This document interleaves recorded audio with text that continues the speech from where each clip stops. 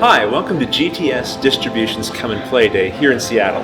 My name is Rodney Smith from Watch It Played, and I'd like to invite you to join me as we take a look at one of the many games being featured here at this event. So let's go into the Watch It Played room and see what's on the table next.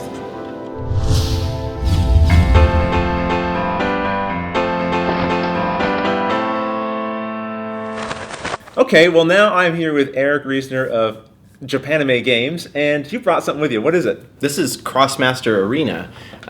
It is a tactical skirmish game. It's for 2 or 4 players.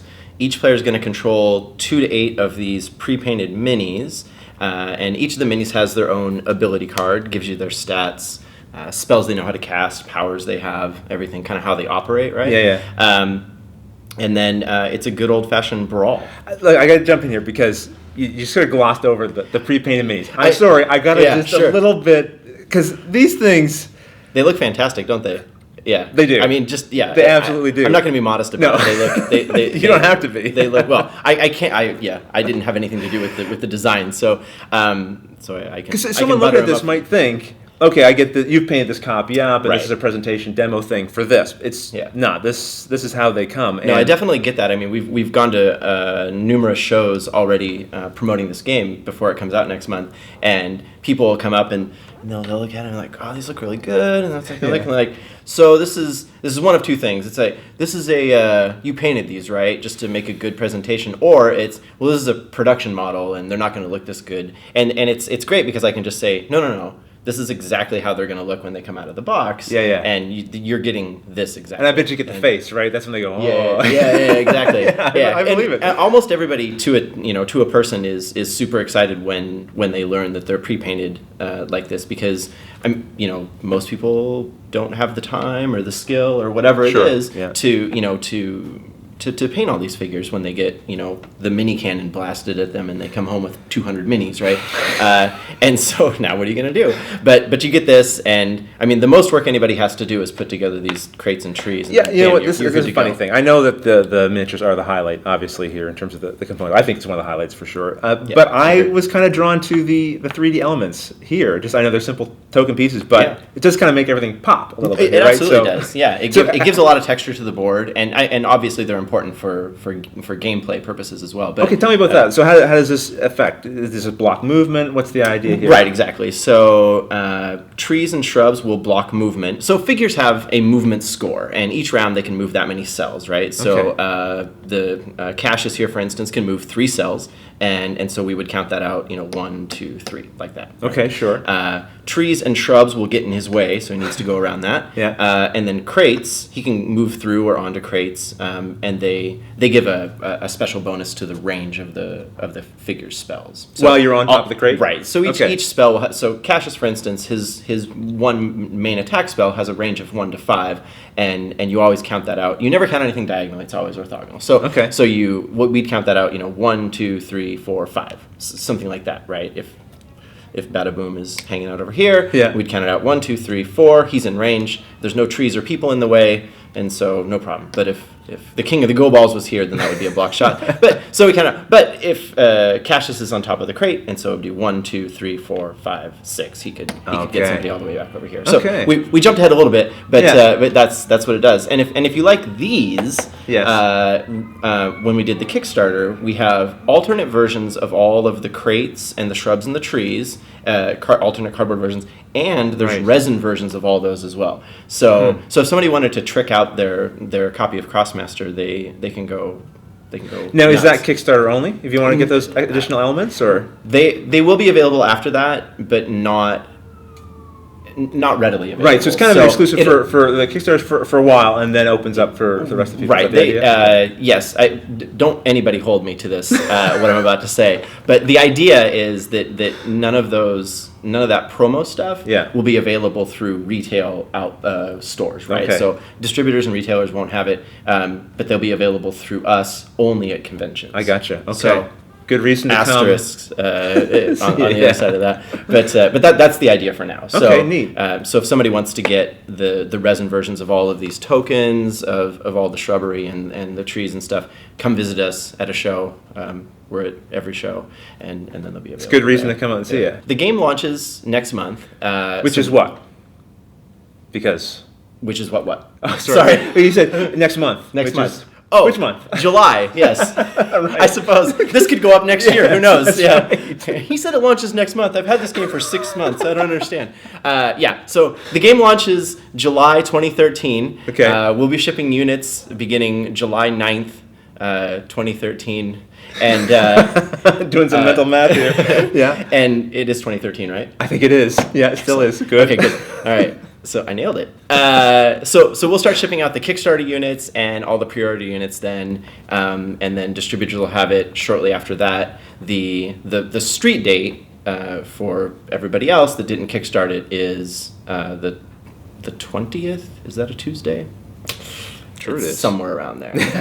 It's of July. It sounds Tuesday-ish. 2013. Yeah. And yeah, so it's somewhere around there. So late July, if you're watching this video and you don't already have it pre-ordered through us or kicked, then look for it late July. And so the game launches then, the base game, everything you see here, plus a couple other things in the box. And there's 3 expansions launching with the game. Okay. Each expansion has 4 figures in the box. It's window face packaging, so you always know no hidden content. Right? Yeah, there's no collectible anything. There's you always know when you buy anything Krosmaster English, you know exactly what you're going to get every single time.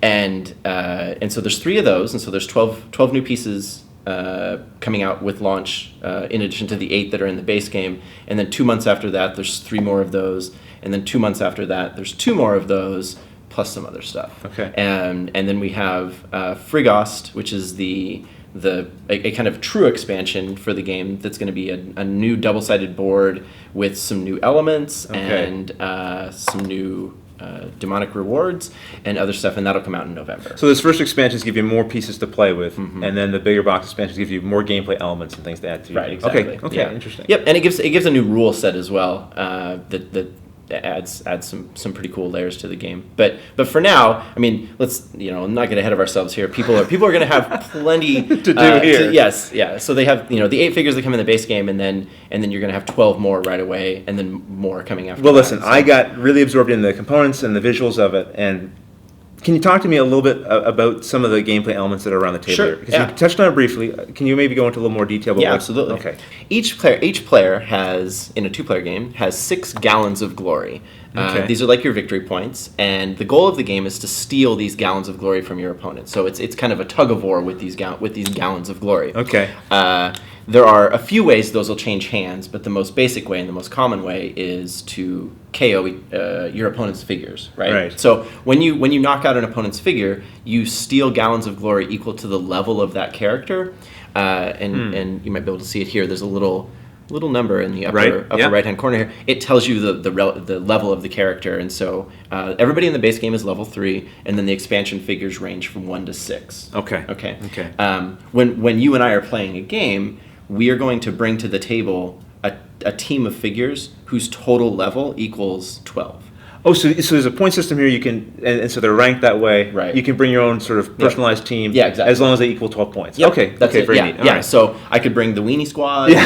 You could bring a couple of the big beefy Goliaths, guys. and then we could throw down. So if you knocked out one of my figures in the base game, I would give you 3 of my gallons of glory, and now you're up on me there. Okay. And there's other ways those will change hands, but that's kind of the basic way. And so what it you're running around, you're doing other stuff, but what it boils down to is just a good old-fashioned brawl. So we kind of touched on this earlier, but each figure has movement points, hit points, and action points, and that tells you how many cells they can move in around, how much damage they can take before they get knocked out, and how much stuff they can do each turn. Right? Okay, yeah. All the figures know at least one attack spell, and then some of them do other stuff, right? So this guy, he throws these water bombs, for instance, right? He can lob water bombs. Yes. I'll hide this behind the tree.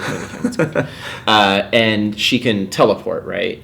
He steals health. She summons these little tofu tokens to help her out. So he's a super long range guy, so they all do different stuff and operate different ways.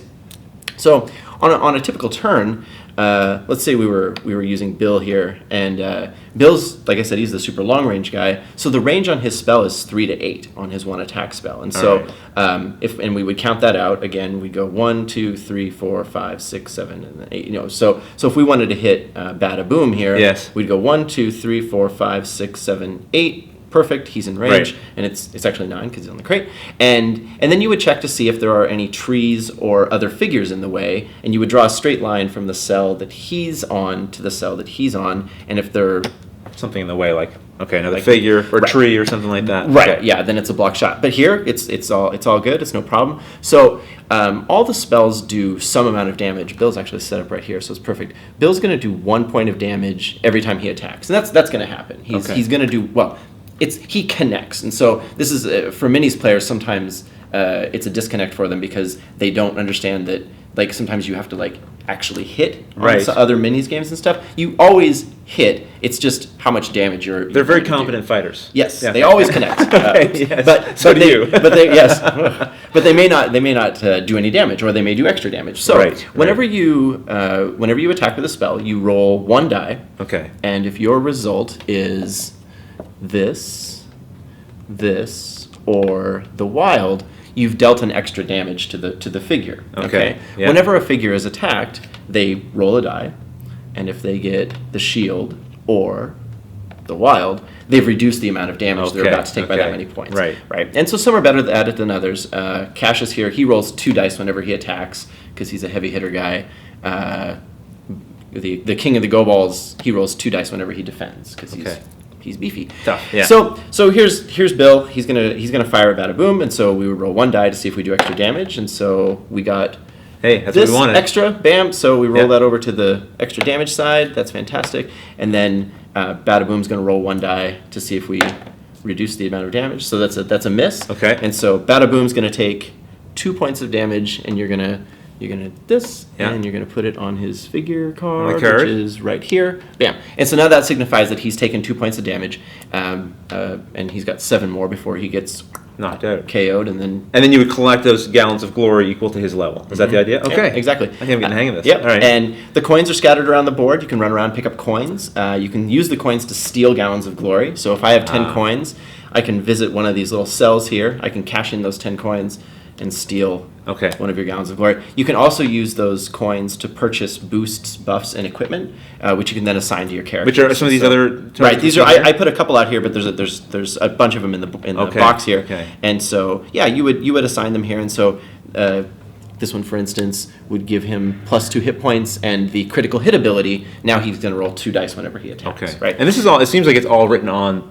the tokens itself. I'm not having to go to the rule book to figure out. No, you don't have to. Yeah, there's a couple that are some extra special things that they do, funky rules or whatever. Yeah, but no, 90% of them you'll be able to just look at and know. Oh, this is exactly what it does, even if you've never gone through the rule book. So a 2-player game, it takes maybe a half hour. It's not a super long game. Yeah, there's a couple of controls built into the game that keep it from dragging on. So, I think you said it's a 2 or 4-player game, right? So you could do a 3-player game. Okay, but it has that 3-player problem where 2 people gang up on the one. Or one person hangs out and then they're like, you guys did great. Okay, I'm going to come in and say hello. Clean up. Yeah. So it's a problem. It works, and I've played it 3-player. I've demoed it 3-player. Yeah. But it's at its sweet spot in even numbers, and if you get 4 players. It's 2v2 is where is probably the sweetest spot for the game, because then you get that teammate element, you get that camaraderie, and you can set up some really interesting 1-2 punches because you'll be seated, A B A B, and so I think that's the most fun way to play the game. Okay, but, yeah. Well, listen, if someone wants to know more about the game and explore it a little more, where should they go? Sure, so they can go to a couple different places. The Kickstarter's still live and active. Well, sorry. Let me rephrase that. The Kickstarter's finished, but the page is still up and everything. The information there, right? Everything's still there. We have a couple of videos up there. We have tons of images and all kinds of different stuff, and lots of links to the original French website, to our website. And so the Kickstarter now is probably the best place for people to get more information, or a good starting place, and then they can branch off from there. Okay. They can also go to JapanimeGames.com and get information there, or they can come visit us at any one of our numerous conventions. I really appreciate. I feel like we just got a ton of information on the game, which is fantastic. I really appreciate you taking the time to show us this. Really, really great. Yeah, I appreciate the opportunity to come. Yeah. Excellent. Awesome. Well, listen. Thanks, Rodney. Thanks to you, and thanks to you guys for watching. Until the next episode, we'll see you later. Thanks, guys.